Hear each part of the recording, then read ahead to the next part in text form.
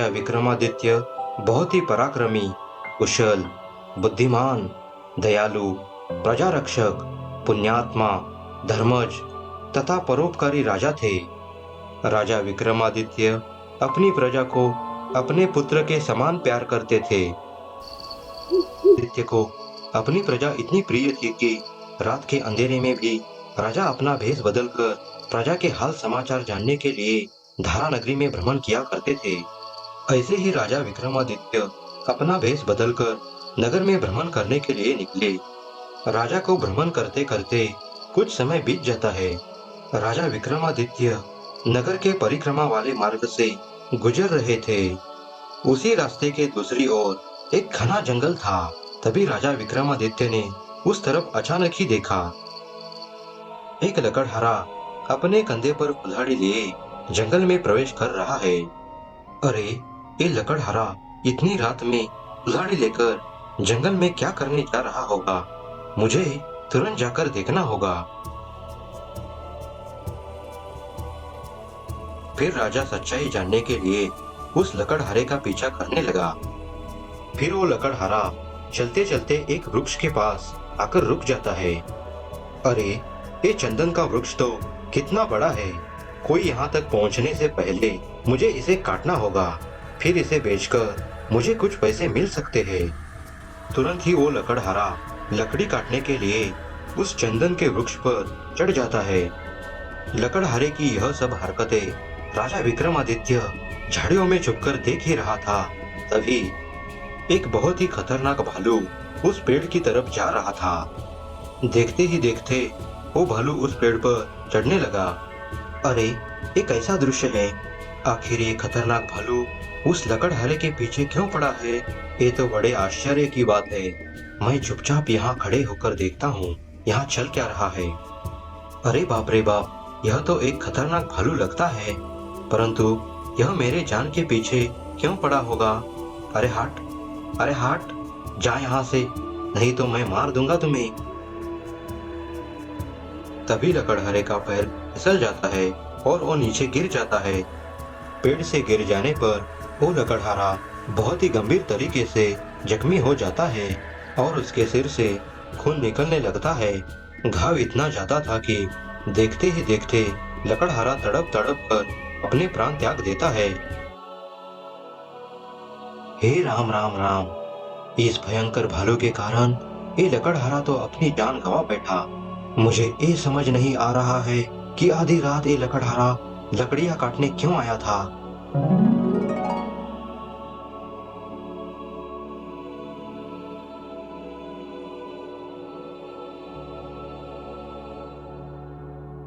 नहीं, नहीं, ऐसा नहीं हो सकता।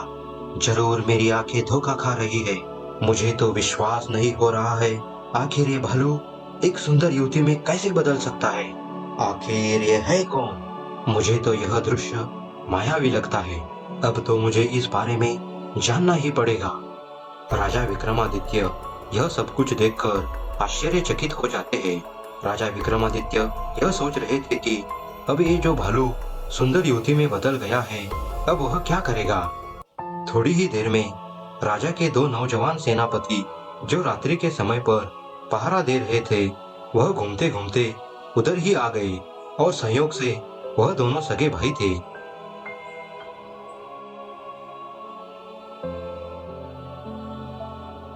भैया, यह तो कितनी सुंदर लड़की है, मानो स्वर्ग से अप्सरा धरती पर उतर आई हो।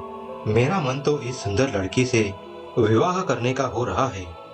बड़ा भाई होते हुए छोटा भाई कैसे विवाह कर सकता है? रिश्ते में मैं बड़ा होने के नाते पहले मैं इस सुंदर लड़की से विवाह करूंगा। भैया, हर वक्त ये जरूरी नहीं है कि आप बड़े हो तो कोई भी चीज पहले आपको ही मिलनी चाहिए।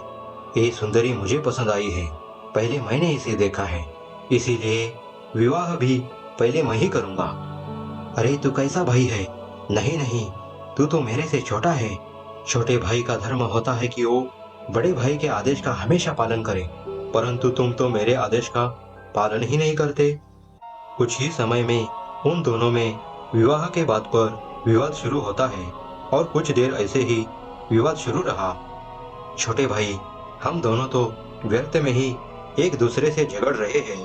क्यों न हम उसी सुंदर लड़की से पूछ लेते हैं कि वो किसके साथ विवाह करने के लिए इच्छुक है, या तो तुम्हारे साथ नहीं तो मेरे साथ। वो हम दोनों में से किसको पसंद करती है उसी के साथ विवाह हो जाएगा।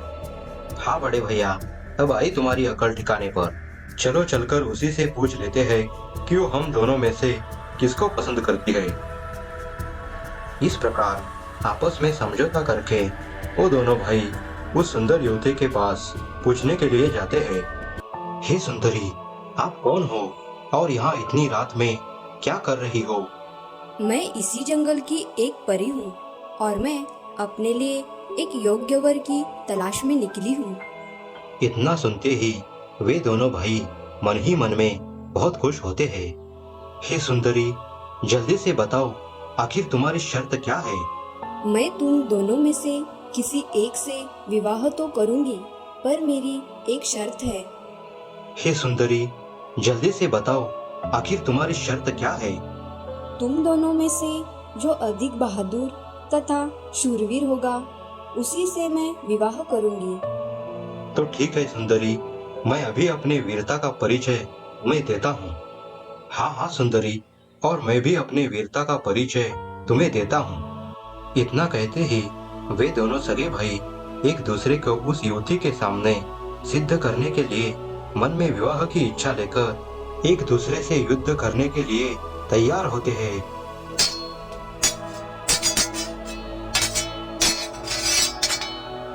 उस युवती को पाने के चक्कर में वे दोनों सगे भाई एक दूसरे को तलवार से मारते हैं। तुरंत ही उन दोनों की तड़प तड़प कर मृत्यु हो जाती है।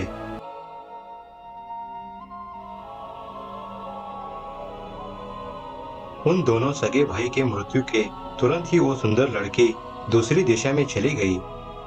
अद्भुत, अविश्वसनीय, एक ऐसा आश्चर्य है। क्या मैं यह सब मेरी आंखों से देख रहा हूँ? क्या वो सत्य है? मुझे तो अपने आप पर विश्वास नहीं हो रहा है। अगर ये सत्य है तो मुझे उस युवती का पीछा करना पड़ेगा और इसके बारे में सब जानना पड़ेगा। आखिर वो सुंदरी कौन है? उस सुंदरी का हेतु क्या है? एक भालू को पेड़ पर चढ़ना, पेड़ से लकड़हारे का नीचे गिरना, फिर भालू से एक सुंदर युवती में बदलना, आखिर ये कैसे संभव हो सकता है? एक ऐसी विचित्र माया है। मैंने आज से पहले ऐसा दृश्य कभी नहीं देखा, ना किसी से सुना है। मुझे इसका पीछा करना चाहिए। हाँ, इसका पीछा करना चाहिए।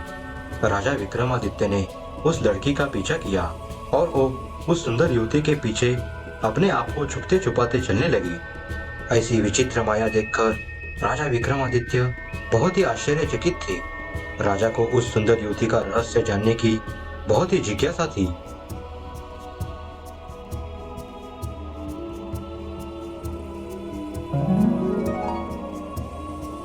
अरे बाप रे बाप, ये लड़की तो एक जहरीला नाग बन गई। आखिर ये रहस्य क्या है? कहीं मुझे कोई भ्रम तो नहीं हुआ? नहीं नहीं, ये भ्रम तो नहीं हो सकता। मैं यह घटना खुद अपनी आंखों से देख रहा हूँ। वह जहरीला नाग बड़े तेजी से आगे बढ़ने लगा। राजा विक्रमादित्य की उत्सुकता और भी बढ़ गई। राजा भी उस नाग का पीछा करने लगा। कुछ देर और पीछा करने के बाद वह जहरीला नाग एक नदी किनारे पहुंच जाता है। उसी वक्त प्रातः काल का समय हो जाता है।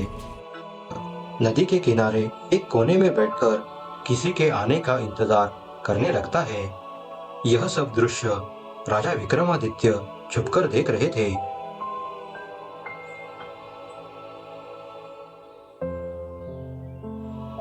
अरे ओ महारानी, पूरी रात तो पड़े पड़े सोई है। अब क्या पूरे दिन भर सोने का इरादा है? अरे नहीं माँ, आज रात मेरी तबीयत कुछ ठीक नहीं थी। उसकी वजह से मैं रात भर सो नहीं पाई। अरे तू तो कितनी बहानेबाज है। तू क्या मुझे पागल समझती है? तुम्हारी इस झूठी बातों में मैं नहीं आने वाली हूँ। चुपचाप यह घड़ा उठा लो और नदी पर जाकर जल्दी से पानी ले आओ।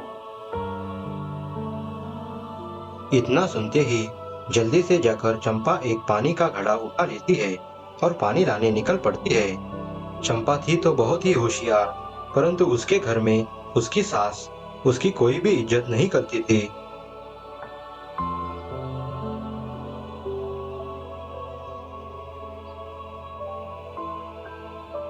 फिर चंपा नदी में से पानी भरने लगती है। चंपा अपना घड़ा भरकर घर की तरफ निकलने वाली ही थी। उस जहरीले सांप को देखकर चंपा पीछे हट गई। तभी उसका पैर फिसल जाता है और वो नदी में गिर जाती है। चंपा को तैरना तो नहीं आता था, इसी वजह से वो पानी में डूबकर मर जाती है। ये सब घटनाएं राजा विक्रमादित्य देख रहे थे। फिर वह नाग नदी के किनारे किनारे आगे बढ़ने लगा। मुझे तभी इस रहस्य का पता चलेगा जब मैं इसका पीछा करता रहूंगा। राजा विक्रमादित्य ने उस जहरीले नाग का पीछा नहीं छोड़ा। कुछ देर पीछा करने के बाद राजा को एक बार फिर से आश्चर्यचकित होना पड़ा। राजा ने देखा कि वो जहरीला नाग अब एक पंडित में बदल गया है।